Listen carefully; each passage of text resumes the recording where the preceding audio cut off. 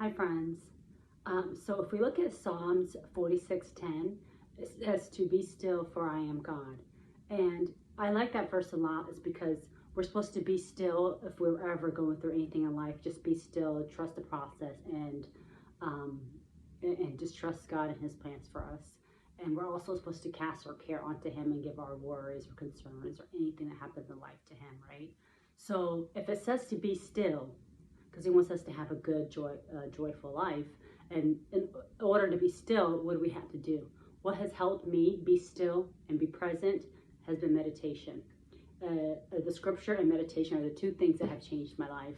This is the area where I usually do my meditation in the morning. I do it every morning for 40 minutes. If I don't have time, I'll do 30, and then I'll go to the gym and do additional 15, 20 minutes there if I have additional time, or I'll do sauna, or I'll do Tai Chi. We need to be able to do something to recharge and reset our mind, because life is just so busy. You have school, you have family, you have work. I mean, you have like a million things, the gym. So it just gets really hectic and gets really busy. So it's important for us to recharge and reset ourselves, right? And for me, I use meditation for that. I use meditation and go into the gym.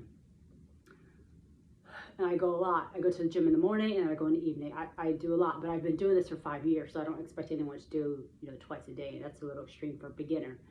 For meditation, I always recommend doing it, start off 5 minutes. You can use the Calm app or some kind of, you can go on YouTube and look at meditation music, calming music, sound of like the rain, the river, relaxing sound, piano, whatever makes you relax.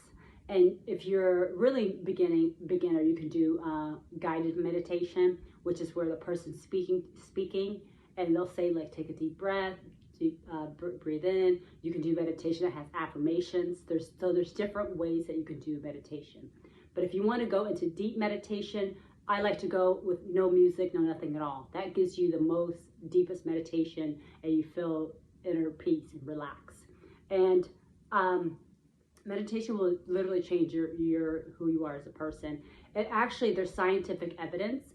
They've done there's research that shows, they did an MRI exam of before and after of people that don't meditate and then they meditate for 8 weeks. It changes the amygdala part of your brain, which is the fight and flight part of your brain. And that part of your brain, it regulates your emotion. So it's good for someone that has anxiety, someone that it keeps your emotion in check, basically. You're not all over the place. Someone that's moody. Like for me, I feel inner peace all the time. I don't get offended easily. Nothing bothers me. I just feel like everyone's allowed to have their perspective, their opinions. It doesn't make it true. As long as we don't receive it, it doesn't make it true. That's fine. It becomes true once you receive it. And then if you do receive it, it's because, like the scripture says, a man meaning the spirit, is as he thinks in his heart. So if you think you're a certain way and someone says that and triggers that, it's because you believe that about yourself. So you have to change your mind system, your mindset. So how do we meditate? Let's start off with that. So first of all, the hand means something, the hand motions. So when you have your palms down like this or hands down, that means you're shutting everything down. You're just closing everything off, right? And the point of meditation is not to have to shut everything down. The point of it is to let distractions pass. Like earlier today, I was at the gym and I was meditating. There's people talking as it gets loud. It's fine. You're supposed to let it pass. You're not supposed to shut it down. You're supposed to just let it pass. It'll go away. It's fine. There's people closing doors, shutting down, talking in the background. That's absolutely fine. You're supposed to just let it pass. That's the whole point. And being present and focusing on your breathing. So the first thing you do is your palms has to be down like this. That means you're closing everything down. You're just shutting everything down. And then later on, once you go into deeper meditation, when you start to feel good and you have inner peace as you're meditating, you can put palms up, which means you're receiving. You're receiving whatever you're asking for. Like for me, it's prayer. I say, thank you, God, for everything. Thank you for my home. Thank you for everything in my life. And thank you for blessing me. Thank you for making me healthy. Thank you for helping me grow into the woman you want me to be. Whatever you're grateful for. You're just receiving whatever you're asking for, whatever you're grateful for. So palms up is receiving. Down is where you start. So palms down. And then later on, you transition to hands up, right? And then there's different breathing techniques, right? We're going to go over 3 different breathing techniques. And the reason why I'm bringing up meditation is because meditation has helped me to be still. The scripture, Psalms 46:10 says, "Be still, for I am God." And in order for us to be able to be still, we have to control our mind, so it's not always continually racing and going crazy and just always chattering, always has something to say, right? So we have to be able to control our mind. And we have to discipline ourselves, right? A lot of times you don't want to meditate. People can't meditate because they don't know how to sit still. You know, if you think about it, if you have prisoners, when their biggest form of punishment when they commit a crime, say they're fighting each other or whatever it is, their biggest crime, their biggest form of punishment in prison is solitude.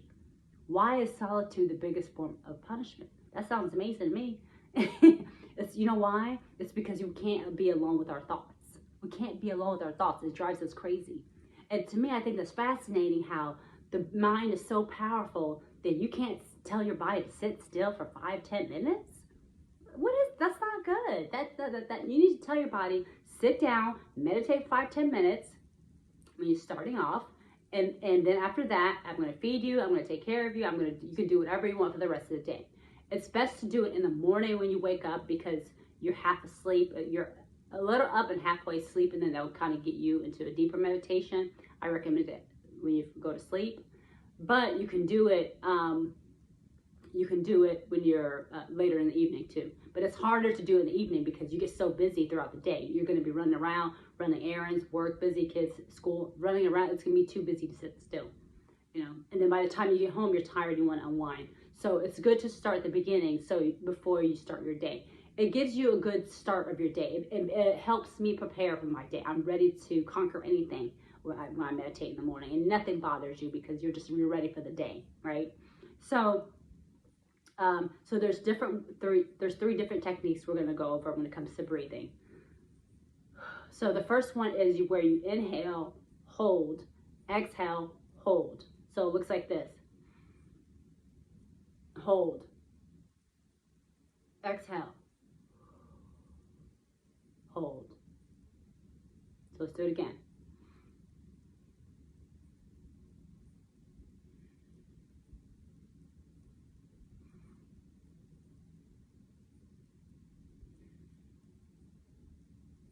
And the second one is where you're breathing at a rapid pace. So it looks like this.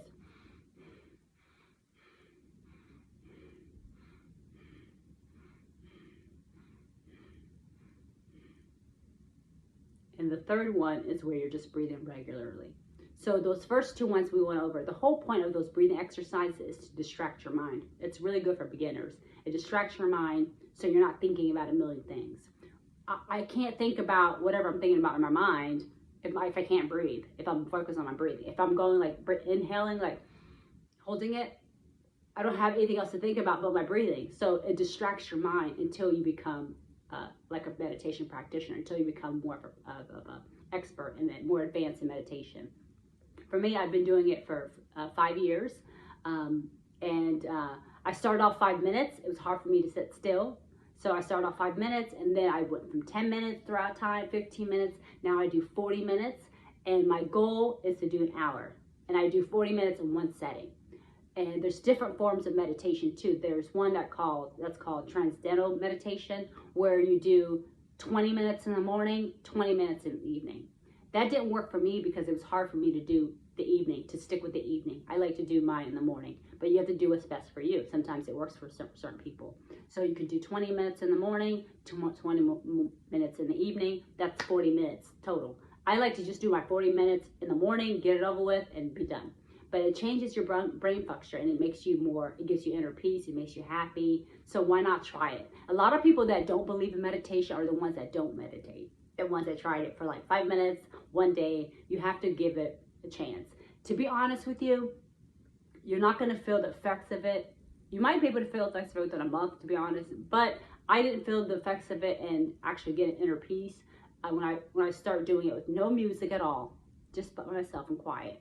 It gives you deep meditation, and for about 3 months. I'm not going to lie to you. It was 3 months of consistently, but I needed inner peace in my life. And ever since, once you start doing it, especially for a month, you're not going to go back. Like, it's so amazing. And a lot of times people they doubt it, I guess, but there's research. You can do your own research. It changes your brain function. They showed where it changes your brain function. They did an MRI exam before and after, and it changes the amygdala part of your brain, which it regulates your emotion. So it just gives you, like for me, I feel inner peace all the time. I'm always happy. I don't get offended easily because when someone says it's their opinion, that doesn't mean it's true unless I receive it. So it just gives you inner peace and it makes you happy. And if someone comes in and out of my life, it doesn't matter. I mean, I'm happy. I want to see them if they're good for me, of course. But if they choose to leave, it's fine because that's God's plans. So I trust God's plan, and meditation has helped me, has changed my life. Spending more time with God, reading the scripture, figuring out like how can I be more Christ-like? How can I be the Christian, godly woman that I'm meant to be, what I'm destined to be? And it gives me inner peace while I'm in this human body for now, while I'm in this vessel. So you guys should try it. It's